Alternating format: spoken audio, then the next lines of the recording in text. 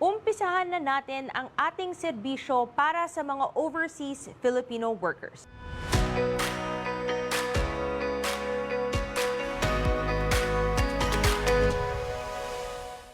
Isang ginang mula sa Camarines Sur ang dumulog sa ating programa upang humingi ng tulong na malaman ang tunay na kalagayan ng kanyang kapatid na isang overseas Filipino worker sa Riyadh, Saudi Arabia. Ayon sa kanya, mahigit 1 taon na nagtatrabaho ang kanyang kapatid na si Claire Del Rosario bilang isang domestic helper.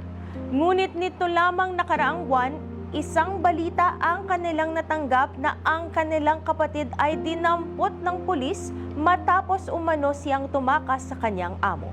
Para sa detalye, makakausap natin via video call ang kapatid ni Claire na si Janet Del Rosario kasama ang kanyang ina na si Dolores Del Rosario na mula sa Camarines Sur. Magandang hapon sa inyo, Ma'am Janet, Ma'am Dolores. Magandang hapon po. Meron lang akong mga katanungan tungkol sa kapatid niyong si Claire dahil kayo po yung tumawag dito sa ating programa para maiabot ang kwento ni Claire. Kailan niyo ba last na nakausap itong si Claire? January 23 po, yun po yung last na contact niya po sa amin. Tumawag po siya. Hindi na po nasagot ni nanay kasi gabi na po. Pero madalas kayong nakikipag-usap. Mga 1 taon na rin siya, na naging domestic helper sa Riyadh? 2 years po siya ngayong October 13. Tapos madalas nyo bang makausap? Bihira lang po siya makausap kasi binibigyan lang po siya ng 30 minutes time ng kanyang employer na mag-call po sa amin, kinanay. So mga 30 minutes din araw-araw or Bihira lang po, bihira po. At yung Opo. last yung nakausap nung January 26, ito ba yung time na nakaalis na siya or nandun pa rin siya sa kanyang employer? Nung time po ng January, yan po, January 23, parang umalis na po ata siya kasi hindi na po namin siya nakontak. Nag-send po ako nung January 24 ng resibo kasi po naghihingi po siya ng receipt po sa bayad sa trabador niya, tsaka kung kumusta po dito. Yun na po, hindi na po nag-send yung message ko po sa kanya. Kaya hindi na po siya namin nakontak. Tapos yung narinig nyo ulit siya nung January 26, ito ay ano nang kwento sa inyo? Nung January 26, kailangan daw po siya ng tulong. Kailangan may tumawag. January 26 po, may tumawag po sa akin na accommodation po. Kasama niya po sa accommodation sa Riyadh, Al-Haram accommodation, na kailangan daw po ng tulungan daw po si Claire kasi nawawala na po sa pag-iisip. Baka mawala ang kanyang pera, sabi po. Yun lang po. So, Tapos tinawagan ko po yung tumawag sa akin. Then nakita ko po si Claire, hindi po na nagsasalita, hindi na po nagkikibo, nakatulala lang po, wala na pong tinanong ko kung ano. Pinakita ko po yung anak niya kasi may anak po siyang lalaki na maliit pa, mga grade 2 pa lang po. So kasalukuyan nandun siya dun sa kasama niya. Opo. At yun yung nakakausap nyo. Siya mismo hindi nyo na nakakausap. Hindi na po. Hindi na po. Pang ilang beses na ba niya? First time ba niya maging isang OFW? Opo, first time niya po. At may kwento ba siya na bakit umalis siya doon sa employer niya? Wala po, yun po ang hindi sa amin clear na kung ano pong nangyari po sa kanya, kung paano po siya nakalabas po doon sa bahay ng kanyang employer. Kasi po, doon po sa bahay ng kanyang employer, sinasabi niya po sa akin dati, nagsabi siya na nakalak po yung pinto lagi, bawal po siya lumabas. At yung nalaman niyo yun, meron ba siyang ginawa? Meron ba siyang kwento na may balak siyang umalis? Or nahihirapan na siya? No po, ma'am. Kasi nung time na yun, bago po siya nag-alis po dyan sa employer niya, na sabi pong tumakas daw, inaano po namin na hindi paano po siya magtatakas kasi magsisend nga po siya ng bayad sa mga trabador niya, tsaka yung sa bayad sa bahay niya. Wala po siyang dala-dala na kahit ano, cellphone lang po. Kaya yun po, paano po siya nakaano po doon So sa... kung ganito no na yun, yung mga tipong nagkwento siya na nilalak siya at mga bagay-bagay. Alam niyo po ba kung nakapag-report ba ito sa ating OWA or meron ba siyang nasabihan or kayo Wala lang? po. Kami lang po, wala po siyang ano, wala po. At kayo, yung nalaman po ninyo, meron po ba kayong ginawang aksyon? Wala po. Kasi sabi ko sa kanya, ganyan naman talaga po sa Saudi. Depende sa employer kung gusto kayong ipasama sa labas. Okay lang naman po na andyan lang siya sa loob. Huwag siyang maglabas. Kung okay naman siya sa employer niya. Nanay And Dolores. nasaktan lang po ako, ma'am, sa kinikwento ni Claire kasi pag nag-alis po yung employer niya, minsan po 4 na araw, iiwan po siya na pagkain, may kanin po siya dyan sa ref, ilalagay niya po na luto ng kanin, tas ulam, ipapasok niya sa ref. Then pag iinit-init niya na lang po yun po sobra akong nasaktan na ganun po yung sitwasyon niya. Sabi ko, mag-discarte na lang na paano makakuha ng ulam. Minsan po, kinakain niya na lang, wala siyang ulam, nagkakain siya ng kanin lang. Ganun talaga ang realidad din ng Yes, mga nangyayari sa ating mga Then, ang OFWD. masakit lang po, kasi bawal po siya, sinabihan po siya na bawal siya magluto. Oo. Yun lang po. Nanay Iwan po Dolores, siya na- Nanay Dolores, narinig niyo po ba ako? Opo. Oo. Kayo po, bilang isang nanay, no, na ganito yung nakikita niyo na naririnig niyo, anong nararamdaman niyo sa sitwasyon ngayon na ang anak niyo si Claire ay ganito, na una nakausap niyo, ngayon po ay parang hindi makausap at ganito yung naging sitwasyon ni Claire ngayon? Naawa nga po ako sa anak ko, ma'am. Kasi, ganyan ang nangyayari sa kanya, hindi namin alam kung anong ginawa sa kanya. Sa Bakit nakalabas? Bakit? Kung ano, sino gumawa na makalabas siya? Kasi, wala naman po siyang dala-dala. Cellphone lang po. So ngayon na ganito po na nangyari, nakapag-report po ba kayo? May balak po ba kayong mag-report sa OWA para po sa kanyang sitwasyon? Opo, kasi kawawa namang anak ko. Gusto ko po makauwi. Tsaka yung mga sahod niya po, dapat kailangan naman niya, yung anak niya. Wala naman po siyang asawa. Iniwanan silang mag-ina.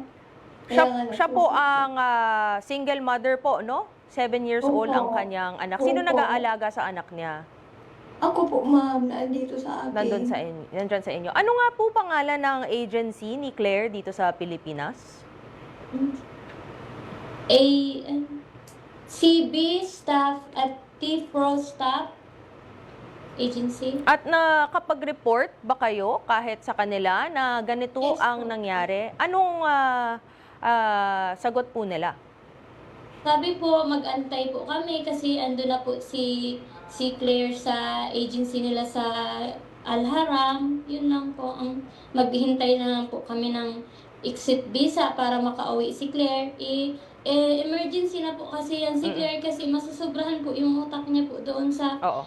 accommodation. Madaming crowded po, madaming... At yung pero yung nakakausap nyo ngayon yung kasama niya doon sa agency Yung po, mga that based aplikante din po yun, mga aplikante. na may mga case siguro din po yun. Iwan ko po. Oo. Pero ang talagang kwento nila ngayon, sila yung nakakausap nyo dahil hindi Opo. nyo na makausap si Claire. Opo. Pero nakita nyo sa video. Yes po, nakita po namin siya. Meron ba kayong nakausap na taga-agency na doon mismo, naka-base doon sa Riyadh? Ako po wala. Wala po akong nakausap. Bali po si Evelyn po, yung kasamahan niya po dati sa agency na nag-help din po para paano makauwi ng maayos si Claire. Nabisita niya din po doon. Yun po, napuntahan niya din po. Pero ang agency dito mismo na based sa Pilipinas, meron kayong nakausap? Opo, yung si ma'am, nakalimutan ko yung name. Siya mismo ang nag-recruit. Na-wait lang, Oo. opo, wait lang po namin yung process ni Claire. Okay. So para mabigyan linaw ang reklamong ito, makakausap natin via video call din si Miss Virgilyn Gultia, ang Recruitment Officer ng CB&T Pro Staff Incorporated. Magandang hapon, Miss Virgilyn. Good afternoon, ma'am. Oo. Kayo po ang recruitment officer, no? Ni Yes, itong ma'am. si Claire Del Rosario. Naalala mo po ba si Claire? Kayo po ba ang talaga nag-recruit sa kanya? Actually, ma'am, hindi siya familiar kasi that time na na-deployed siya, wala pa po ako sa CBNP. Okay, so bago lang po kayo. Pero ang mga papeles niya, nandyan naman po. Actually, nasa system naman po ng DMW, ma'am. Mm-mm. At meron na pong nag-contact sa inyo tungkol sa sitwasyon ni Claire. Ang pamilya niya ata nag-reach out, tama po? Yes po, ma'am. Actually, yung auntie niya, almost every day po nagpa-follow up. And then, si Ma'am Joy po yung nakakausap kasi si Ma'am Joy po yung welfare officer namin. Mm. So, this time kasi si Ma'am Joy nasa DMW, so ako yung nag-replace sa kanya. Okay. Opo. So, meron kayong proseso under your agency na pag mga ganito may reklamo, meron naman welfare agent, no? Kasi Yes, ma'am. ngayon sa nangyayari, syempre nag-aalala na po sila ng mga ni Ma'am Janet at ni Ma'am Dolores sa kanilang kapatid at anak. Dahil nga Yes, po, po. ang last nilang pagkita, pagkausap, hindi na makausap. No, na natulala na siya, na tumakas pa itong si Claire. Pag ganitong sitwasyon po, no, merong magrereklamo, ganito yung nangyayari. Pagdating po sa inyo, may welfare agent. Ano po ba ang proseso? Actually, nung sa case po kasi ni Claire, hindi siya pwedeng mag-travel alone kasi hindi po siya mentally fit. So, ang ginawa po ng agency is, pina-hospital muna siya, pina-check up siya. Bali 2 times po siyang pina-check up, ma'am. And then, may medication po siya, binigay sa kanya, may gamot siya iniinom. Okay, And after so that, backtrack lang po ako, ma'am. Sinabi nyo, nung pagka-employ pa lang niya, alam pala ng agency that she is not mentally fit and yet you have allowed her to travel? no, actually, ma'am, no. Because hindi sila pwedeng mabisa stamp sa Saudi Embassy if they are not fit to work. Yes. So, kung meron palang records na ganun, paano po nakapunta si Claire sa abroad? Actually, ma'am, hindi naman po nakita sa clinic na meron siyang mentally health, ma'am, eh. Kasi sa clinic pa lang po nakikita na po siya kasi meron silang psychological exam. So, meaning to say, walang nakita sa psychological exam niya, kaya fit to work po siya. Tsaka isa pa, hindi siya na-visa stamp ng Saudi Embassy natin sa Pilipinas kung Yes. hindi siya fit to work. Oh. I'm just quoting from what you said po, ma'am, because you mentioned earlier that she was not mentally fit and hindi siya allowed to travel alone. Para lang maklaro po sa lahat din nakikinig, ano po ba talaga ang sitwasyon nitong ni Claire na ganito nangyari? Actually, ma'am, si Claire po kasi nag-run away sa employer. And then, wala po kasing update sa agency. Nung nagka-problema siya, walang inform sa agency na may problema si Claire. So, biglaan yung alam namin na nag-run away na pala siya. Paano niyo nalaman na tumakas po to si Claire? Actually, tumawag yung auntie niya sa amin. Then, after I received the call, nag-follow up po kami sa agency ng Saudi. So, ngayon, January 25 po, naka-receive din ang agency ng email na meron daw worker sa SLSC na name na Claire Del Rosario. Kaya po, naano po yung agency namin, pinapalo up po doon sa logistic kung totoo bang nandun si Claire. And then po, pinahatid po sa agency namin. And so confirmed na ngayon, tumakas at nandun si Claire sa agency sa Riyadh, Yes po, tama? ma'am. And Yes po, ma'am, nasa accommodation po. at anong steps ngayon ang balak po ng agency sa ganitong sitwasyon? Ang balak po ng agency, ma'am, is kailangan mo nang may follow-up check-up dun sa situation niya. And then, pag naano po yung exit visa, ita-travel po siya ng direct flight. So, ang agency under the contract ni Ma'am Claire ang dapat ganito ang magiging mga steps, no? Yes po, yes po. May na-experience na ba kayong similar na ganito before na yun nga, tumakas sa employer? Kasi ito yung mga nangyayari pag lalo na kung hindi natin alam, ayokong mag-assume, ayaw natin mag-assume, but most of the time, pag merong mga physical, di ba, na nangyayari, syempre, tatakas Yes, na tatakas ang ating mga OFWs. At pag ganitong sitwasyon, may nangyari na bang ganito sa inyo? Actually, madami naman pong nangyayari, pero not like sa case ni Claire. Marami pong nag-run away, pero na-resolve po agad kasi hindi naman po, kumbaga wala silang mental health issue. And ang suspect nyo dito ngayon ay meron na ganitong aspeto, kaya pinapacheck nyo? Yes po ma'am, kasi every time po talaga na may ma-return sa office namin doon, kung may mga mental situation man sila or mental issue, pinapacheck muna namin bago namin ipapadeploy to Pinas. At siguro para lang din malaman, usually gaano katagal ang mga ganitong sitwasyon? Ang pag-check up at ang mga exit visa? Ma'am, yung pag-check up kasi depende sa case ng tao. Like Claire po kasi, kailangan po natin ma-sure na okay na po yung self niya, okay na po siya makatravel. And so okay lang po na nandun muna siya habang nag-check up kung hindi nakakausap? May mga protocols naman po ang agency. Nandun yun naman, kasi ang importante na sa accommodation po siya, hindi po siya nasa labas. Okay. Sa accommodation kasi may caretaker naman po doon. Okay. Salamat, Ma'am Virgilina. Pero huwag ka munang umalis dyan para mapakinggan mo rin ang sasabihin ng ating Overseas Workers Welfare Administration representative na ngayon nakasama natin. At para siguraduhin na mabigyan ng tamang aksyon at mapauwi si Claire ng ligtas, makakausap naman natin via video call din si Attorney Sherilyn Malonzo, ang Director ng 24/7 Operations Center at General Administrative Service ng Overseas Workers Welfare Administration. Magandang hapon po, Attorney Sherilyn. Magandang hapon po. Attorney, meron lang akong mga katanungan tungkol dito sa sitwasyon ni Claire. I think yung uniqueness ng sitwasyon na to, hindi lang ito yung usual case ng mga OFW na tumakas sa employer, pero mukhang merong aspeto dito na baka may mental aspects na involved dahil hindi na nga po nakakausap.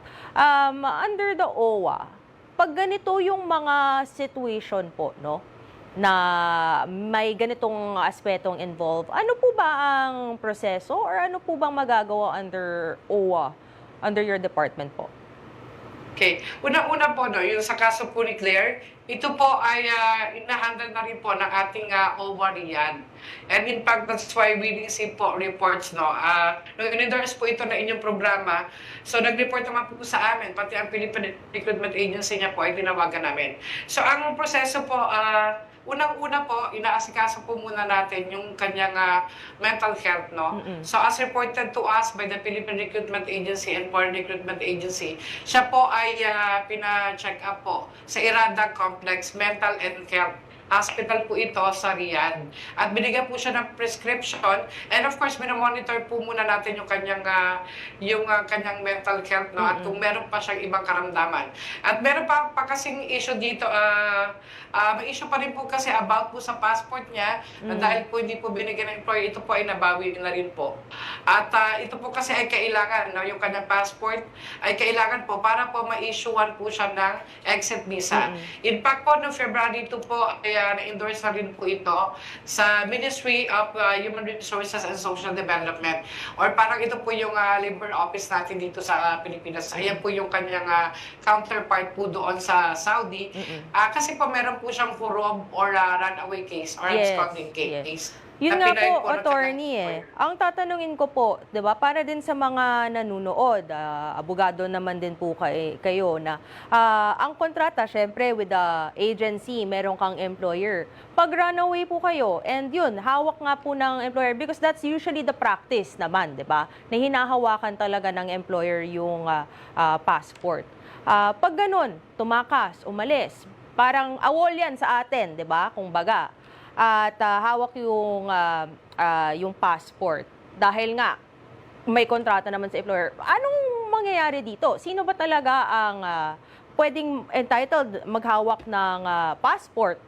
Or pwede ba itong hawakan ng employer? And if this is the case, na hawak nga, na tumakas, anong mga pwedeng gawin or ang mga hakbang sa mga nanonood para malaman din ng mga nanonood sa atin ng mga OFW? Thank you po, attorney, sa question.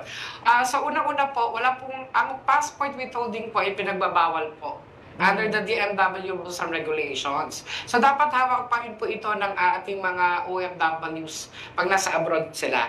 So yun pala po, violation na po yun.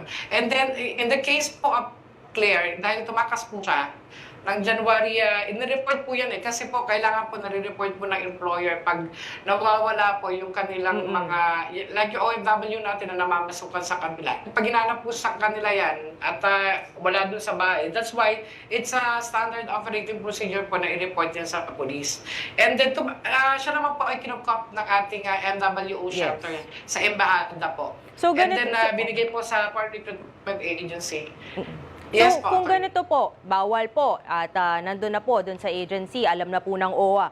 Ano na po yung proseso nito? Gaano katagal ang magiging proseso para makuha ang passport at maibigay siguro itong exit visa? Okay, nakuha na po, attorney, yung passport. Humingi ang ating OWA Riyadh po ng tulong po yun at yung MWA ATN ng Department of Migrant Workers sa assistance po sa Ministry of Labor po sa Saudi at sa police. Kaya po naibalik po yung kanyang passport. At ngayon po, actually nakapile na po yung kanyang application for exit visa. So ang timeline na hinihintay natin, dahil it seems cooperative naman po yung kanyang employer, is 2 weeks po ang pinaka-shortest. Okay. Ngayon, kung magmatigas po yung employer, attorney, so ang maximum na niyan, mga 6 weeks po. Okay. At least alam po natin, no? At alam ng mga nanonood natin na pagdating sa OWA, lalo ng mga ganitong sitwasyon, ay mabilis po ang pag-act, no? So, Attorney Sherilyn, may nais po ba kayong mensahe para kay Claire, kay Janet at Ma'am Dolores sa kanyang pamilya? Okay. Para po kay Janet at kay Nanay Dolor, rest assured po, ng OWA po ay hindi pababayaan po si Claire. At continuous namin itong imo-monitor po hanggang po siya ay makauwi. At pagdating niya naman po rito, kung kinakailangan niya pa rin po ng assistance po ng OWA para sa kanyang mental health problem, ay nakakasigurado po kayo na nakaagapay pa rin po ang OWA para tulungan po kayo at si Claire po. At ayan, handang-handa naman ang OWA at ngayon at least clear na meron tayong timeline, no? At nakapag-aksyon agad ang OWA at klaro sa lahat ng mga employers ay hindi dapat kinukuha ang mga passports ng ating mga OFW, no? At para naman po sa mga tagapakinig at tagapanood ng ating programa ngayong hapon, ano po ang inyong maipapayo para sa mga pamilyang may parehas na problema? Okay, maraming salamat po.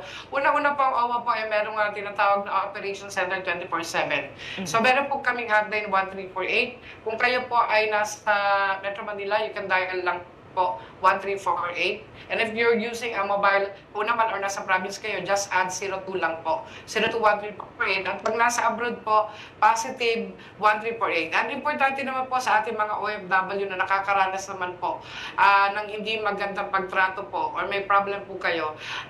Ang bilin lang po namin, una-una po kontakin niyo po ang inyong mga agencies po sa abroad po at dito po sa Pilipinas. Dahil po primarily responsible po ang mga agencies na ito para po pangalagaan ng welfare. At kung hindi pa rin po at ang OWA po, no, sinabi ko na po yung aming hotline, you can reach out to us po 24/7 po yung aming operation. Salamat, attorney. Ayan, so at least ngayon, alam po natin ang mga hotline numbers at 24/7 na numbers na pwedeng reach out ng ating mga kababayan, no? Maraming salamat po sa inyong oras, Attorney Sherilyn Malonzo, ang Director ng 24/7 Operations Center ng OWA. Maraming salamat din kay Ms. Virgeline Gultia, ang Recruitment Officer naman ng CB&T Pro Staff Incorporated. Ma'am Janet, Ma'am Dolores, Yes, ma'am. ayan po, narinig niyo po ang mga nasabi ng ating 24/7 Director, no, na si Attorney Sherilyn. Narinig niyo po rin ang sinabi ni Ma'am Virgeline dun mismo sa agency. Ma'am, may tanong lang po ako sa agency. Ano pong katanungan nyo dun sa agency?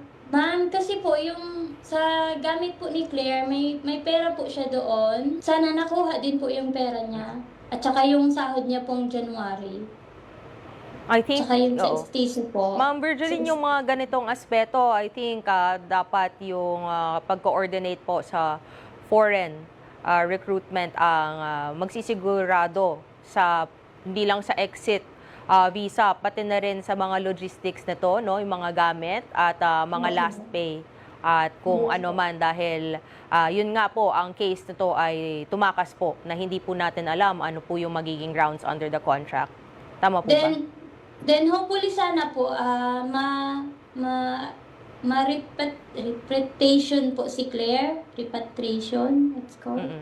Na sa doktor po mismo yung mag-ano po sa kanya, assist na mag-inom ng gamot kasi yung mga kasama niya lang po ang nagpapakain sa kanya, ayaw nga po kumain, then ayaw mag-inom ng gamot. I think klaro naman Para po maging kanina, stable po siya. Ma'am Janet, no?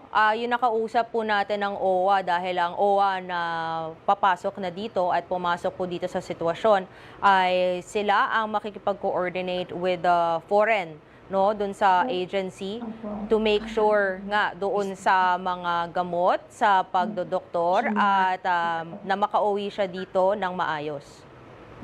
Saka po, ma'am, mahingi po ako muna ng mga pangalan ng gamot niya, yung mga resita niya po.